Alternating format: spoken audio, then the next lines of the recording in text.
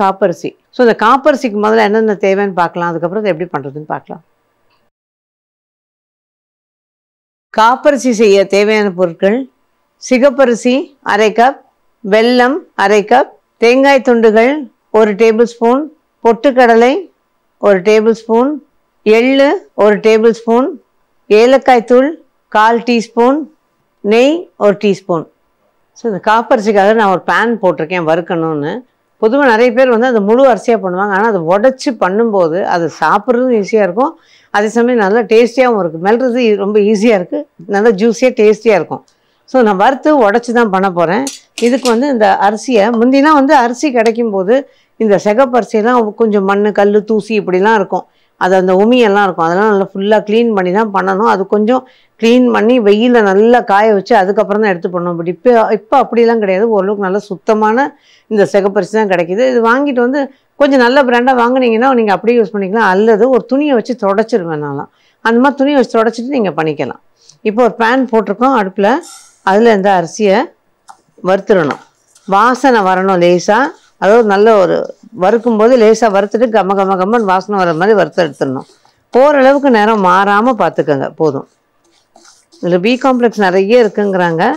இதில் நிறைய இது ஒரு பக்கம் பார்த்திங்கன்னா இது வந்து பலகாரங்கள்லேருந்து எல்லாத்துக்கும் யூஸ் பண்ணிக்கிட்டு இருந்தாங்க. ஏன்னா அப்போ வந்து அவ்வளோ சத்தானதுன்னு சொல்லிட்டு.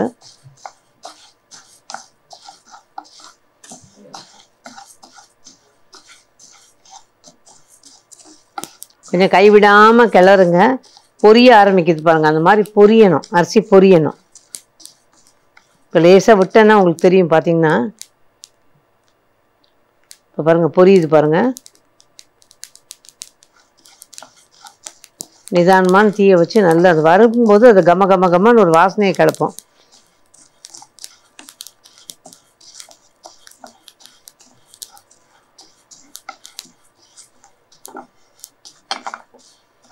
நல்லா பொரியும் போது அந்த வாசனையும் வருது. நல்லா பொரியிறதுனால அது வந்து உங்களுக்கு நல்ல ஒரு ஃப்ளேவர் மட்டும் இல்லாமல் டேஸ்ட்டும் கொடுக்கும்.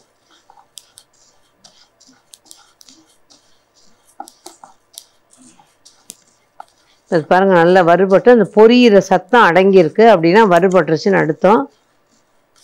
இப்போ பார்த்தா தெரியும் எப்படி பொரிஞ்சுது, அப்படியே பொரியறதுல நின்று இருக்கு பாருங்கள். இப்போ இது வறுபட்டுருச்சு. நல்லா அந்த வாசனை வரணும். இல்லைன்னா இதில் வந்து இயல்பாக ஒரு மண் வாசனை இருக்கும். அது இல்லாமல் இது வறுத்து பொரியிற போது அது அந்த வாசனையே நல்லா ஒரு சேஞ்ச் ஆயிரும், நல்லா இருக்கும் வாசனை. அவ்வளோதான். இப்போ இதை அப்படியே கொட்டிடலாம்.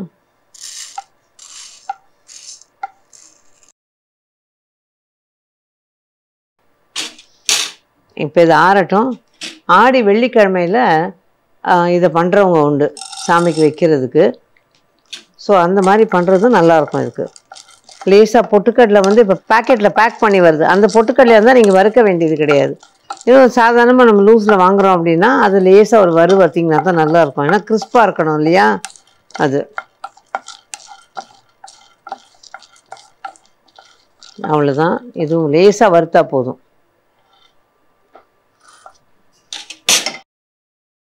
இப்போது அடுத்தது எள்ளு. இந்த கருப்பு எள்ளு சுத்தம் பண்ணி வருது. ஆனால் எள்ளு வறுக்கும்போது தீ ஜாஸ்தி வச்சு வறுக்கணும்.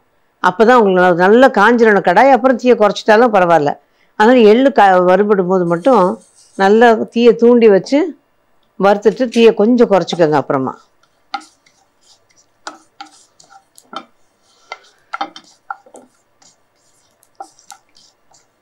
இன்னும் கொஞ்சம் கரெக்டாக உங்களுக்கு இதுவாகி வரணும் அப்படின்னா எள்ளை கழுவிட்டு டீ வடிகட்டியில் போட்டு வச்சுருங்க. அதுக்கப்புறமா எடுத்து வறுத்திங்கன்னா அந்த ஈரம் போய் அது வறுபட இன்னும் கரெக்டாக போயிடும். அது புதுசாக பண்ணுறவங்களுக்கு ரொம்ப ஈஸியான வேலை. இப்போ பாருங்கள் இது எள்ளு பொரியும், நல்லா கடுகு பொரியிற மாதிரி பொரியும். நான் ஃபுல்லாக இது பண்ணியிருக்கேன். பொரிஞ்சு வெளியில் கொட்டும் அது. அவ்வளோதான். எள்ளும் நல்லா வறுபட்டாச்சு. எள்ளுக்கே ஒரு தனி மனம் உண்டுங்க. இந்த மாதிரி பலகாரங்களில் போட்டு பாருங்கள், சூப்பராக இருக்குது அது. இப்போ நெய் கொஞ்சம் ஊற்றி தேங்காய் துண்டுகளை நல்லா செவக்க வறுத்துக்கலாம். இந்த தேங்காய் துண்டை வந்து நல்லா பொடியே நறுக்கிட்டிங்கன்னா வறுக்கிற போது ஈஸியாக இருக்கும்.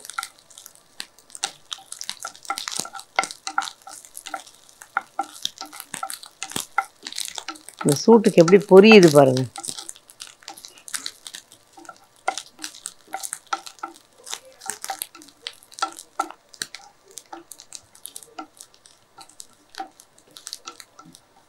அவ்வளோதான். இப்போ இதுவும் வறுபட்டாச்சு. இந்த மாதிரி ஓரளவு கொஞ்சம் நல்லா வறுபட்டுறணும். அவ்வளோதான். அந்த வாசனை வரணும். அது வறுக்கிற போது கொஞ்சம் பொறுமை தேவை. அது வாசனை வரணும் அந்த மாதிரி நல்லா. அவ்வளோதான். இது எடுத்துடுறேன் இப்போது. இப்போ இந்த எள்ளு பொட்டுக்கடலை இந்த கலவையிலே அதையும் போட்டுடலாம்.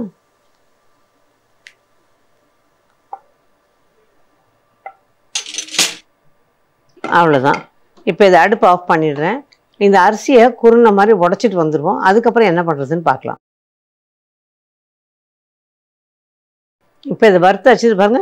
இந்த மாதிரி பெரும் வறுக்கன்னு சொல்லுவாங்கல்ல, நைஸாக இருக்கிறதுக்கு முன்னாடி அதாவது 2 சுற்றி சுற்றி இப்போ அந்த பல்ஸ் மோடில் எடுத்திங்கன்னா சரியாக இருக்கும். இது இருக்குது பாருங்கள். அவ்வளோதான். அந்த மாதிரி சுற்றி வச்சாச்சு.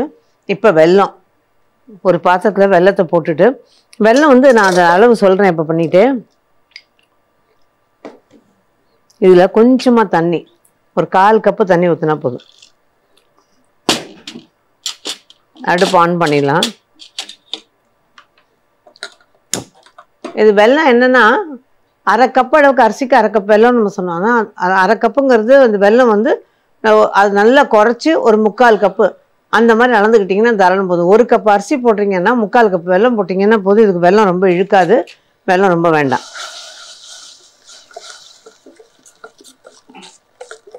இந்த வெல்லம் நல்லா கரையணும்.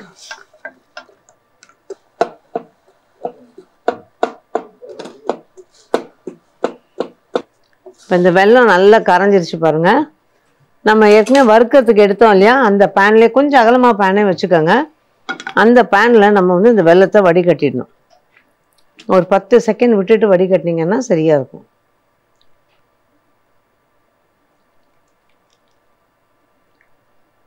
அவ்வளோதான். இப்போ இதை வந்து நல்லா கொதிக்க விட்டு பாகு காய்ச்சணும். இந்த வெல்லத்தை இதில் பாகு வச்சு காமிச்சிடுறேன். தண்ணி ரெடியாக வச்சுக்கோங்க ஒரு கிண்ணத்தில். அது மாதிரி ஒரு கிண்ணத்தில் ரெடியாக வச்சுருக்கேன். இந்த நுர கட்டி வருது பாருங்கள் இந்த பாகு. ஓரளவுக்கு அந்த பழக்கப்பட்டவங்களுக்கு இதிலெல்லாம் என்ன இதுன்னு தெரியும், என்ன எந்த ஸ்டேஜில் நம்ம இது சேர்க்கணுங்கிறதெல்லாம் தெரியும். பட் நமக்கு வந்து அந்த தண்ணியில் ஊற்றி பார்த்தா தான் தெரியும் அது. அவ்வளோதான். இப்போ இது கொஞ்சமாக எடுத்து தண்ணியில் ஊற்றி பார்க்கலாம். இது கரையுது. ஸோ இன்னும் கொஞ்சம் நேரம் கொதிக்கணும். பாகு எடுக்கும்போது தீயை குறைச்சி வச்சே பண்ணிக்கோங்க. அப்போ தான் உங்களுக்கு ஒவ்வொரு ஸ்டேஜும் கரெக்டாக இருக்கும்.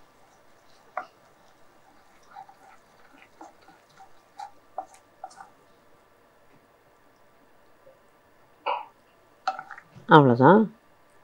இப்போ அதை உருட்டை வருது பாருங்கள். அந்த தண்ணிக்குள்ளே அந்த இது வருது, சேர்ந்தா மாதிரி எடுக்க வருது. இது கரெக்டாக இருக்கும். இது பார்த்திங்கன்னா தெரியும். இப்போ நான் போட்டுடுறேன்.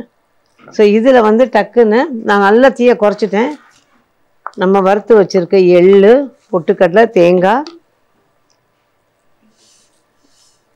சிகப்பரிசி இது எல்லாத்தையும் ஒன்றா சேர்த்துடணும். கொஞ்சமாக ஏலக்காய். இப்போ இதில் வந்து தீயை நம்ம குறைச்சி வச்சு நல்லா குறைச்சிருக்கேன். இந்த எதிர் சைடில் வந்து தீயை நல்லா குறைச்சிருக்கேன். அந்த மாதிரி குறைச்சிட்டு இதை கிளறும் போது என்ன ஆகும், அந்த வெல்லம் வந்து இலகி கொடுத்து எல்லாத்தோடையும் பரவலாக வரும். நீங்கள் கீழே இறக்கி வச்சு கிளறினீங்கன்னா ஒரு பக்கம் படுறதுக்குள்ளே இன்னொரு பக்கம் வெறிச்சிடும், இன்னொரு பக்கம் படுறதுக்குள்ளே இந்த பக்கம் இதுவாகிடும். அதனால இந்த மாதிரி பாருங்கள். இப்போ எவ்வளோ சேர்ந்து எல்லாம் ஒன்றா வருது. இந்த மாதிரி வரணும்.